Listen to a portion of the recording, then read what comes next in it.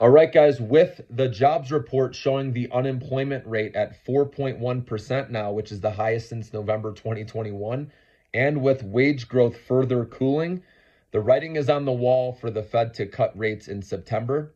Now, they're not going to come out and say that. We'll see if they hint at that in July, but I could see them staying to the same narrative, guys.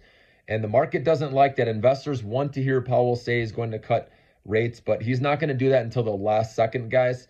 He probably won't mention it in July, so don't hold out hopes for that, okay?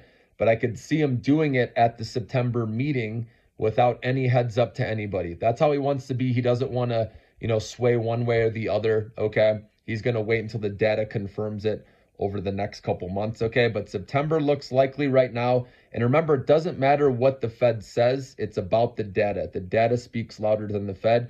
And the bond market speaks louder than the Fed, right? With this lower than expected inflation and with this data coming weaker than expected, the bond market, right? The bond yields are falling, and that means more money goes into equities. It's risk on. So until that changes with some other data, this is a good sign, guys, okay?